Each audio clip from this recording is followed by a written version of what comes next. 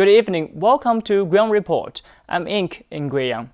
Recently, the opening and award ceremony of 2012 Asian Youth Animation and Comics Contest has been held in Guiyang International Convention and Exhibition Center. At this time, works from 69 countries and regions have been submitted to the contest, which has become the biggest animation and comics event ever. On the opening day, many cartoon fans were waiting outside the exhibition center. Fifi's AYACC's mascots stood around the venue and expressed their welcome to all participants in this contest in different colors. When it comes to cartoons, cosplay can be a typical thing in the cartoon industry. A lot of local cartoon fans played in their favorite classic cartoon roles and performed in the center.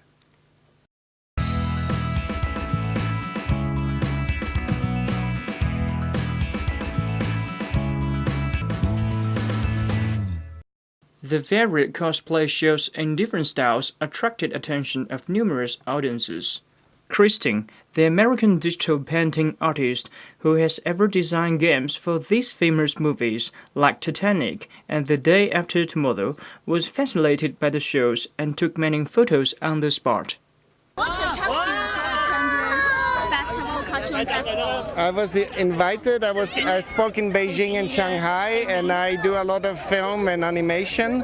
So and I love China. So when I was invited, I said I want to come to Guiyang and check out the festival. And these guys are brilliant. The shortlisted entrants and the master's works were exhibited in No. 2 exhibition hall of the center. This shortlist presents the unique and artistic features of all Asian youth living in any part of the world, professionals, students, amateurs, or even just cartoon fans. Their works are originated from Asian mythologies, modern lives, or idiosyncratic fantasies, and then built into attractive visual and folk stories. The opening ceremony was also a feast for cartoon masters from over 40 countries and regions. They gathered there and communicated with domestic cartoon lovers for the award ceremony. During the contest, there were a series of exciting activities in the center, such as the cartoon-related merchandise trading, cartoon carnivals, new media exhibitions, and new game softwares. After the opening ceremony, all the attendees came to Guiyang Stone Geological Park for the foundation of Western China, Guiyang Cartoon Ecological Park. When it's completed, it will be the largest animation industry park, holding thousands of people in the southwest of China. Recently, by setting the eco-civilization as the theme, Guiyang Urban and Rural Planning Exhibition has showed the achievements in building a civilized and ecological city, and presented a blueprint of Guiyang's new overall planning to the public. On the third floor of Guiyang Urban and Rural Planning Exhibition, people can know clearly the city's development in service functions and some others in the next decade. There are various areas on display, such as the city's second ring road and the other 4 key roads, Guiyang's travel and tourism, eco-environment construction and protection in Guiyang, Guiyang's public service facilities and others, which all introduce the eco-civilization city planning with convenient transportations, perfect facilities, built for environment, and livable dwellings. On the 4th floor of the Century Urban Planning Exhibition area, the models are shown in the ways of entities on a sand table and digital images, which vividly show the future of Guiyang. Internationalization, modernization, humanization, and eco-civilization. The combination of planning models and digital sand table displays demonstrate the development and prospects of Guiyang in different perspectives. When talking about collecting items, people usually think about the collections of stamps, antiques, coins, and so on. Today, we're going to bring you to a person who has been collecting newspapers for over 50 years, and all his newspapers collected weighs about 20 tons. Recently, he has opened a private newspaper museum to the public. In the private newspaper museum, our reporter broadened her views by following the demonstration of Liu Yuzhi, the owner of the museum. Liu told our reporter that he had collected the newspapers over 400,000 copies covering the mainstream press before 1949 and the county-level party newspapers across the country after 1949. In addition, Liu also collected the yearbooks and chronicles more than 10,000 copies around China. His collection covers the prototype edition, the inaugural issue, and the final issue of more than 1,000 types of special newspapers and magazines.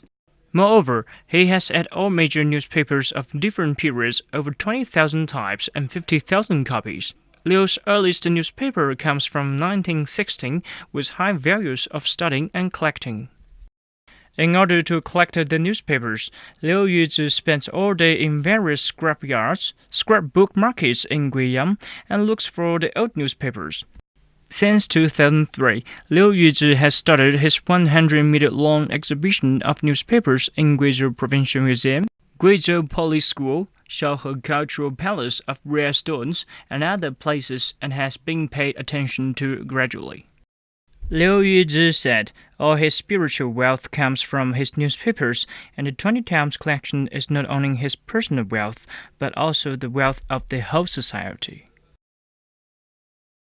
The second China Guiyang International Wine Exposition will be held in Guiyang International Conference and Exhibition Center on September 9th.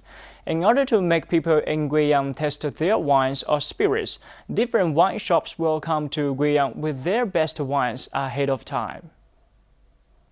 As one of the 4 famous wines in China, Luzhou Laojiao can be considered as the origin of rich flavor white liquor. With a long history as wine cellar, which was built in 1573 AD, is the earliest, the most complete, and the longest continuous in China. Recently, its first exclusive shop in Guiyang has been settled down in Qingzhen. People can see its super premium wines there. The price of these wines is different. This jar of old wine, as one of the only 1,600 jars in the world, is the treasure of the wine shop. It is very expensive and costs 108,000 RMB. Besides, other wines in the shop in their unique packing also provide people with the perfect delight to both the eyes and the minds. On this year's China Guiyang International Wine Exposition, we can not only see the fine qualities of Luzhou Laojiao, but also can know the value, precise, and significance of customized wines, and feel the quintessence of China's wine culture. Now, let's take a look at some news in brief. Recently, it has been reported that Xiuwen County of Guiyang will be built into an international holiday resort of forestry and hot springs, which includes a water park, hot spring clubs, and forest aquaculture-themed hotels. The new resort is adjacent to the wildlife park and will cover an area of 10,000 square meters, which consists of 4 sport clubs, a water dreamland, glass hot spring houses, a wetland park, wooden house leisure areas, a children's amusement park and campsites. The project will be finished in 3 years, and then an internationalized resort will emerge. For the past few days, the final cyclocross of the Jinhua Cup mountain bike invitational tournament has been held at the scenic area 10A Lake of Changpuoling National Forest Park in Baiyun District. The road section of the competition induces scenic spot of the 15,000-acre park and is known as the Lawn of the City. With beautiful sceneries, the invitational tournament has attracted 254 bicycle athletes from 21 provinces and cities, such as Shanxi, Henan, Guangxi, Tianjin, Qinghai, and Chongqing, and so on. That's all news for today's Guiyang Report. Thanks for joining. We wish you have a brilliant coming week. See you next time.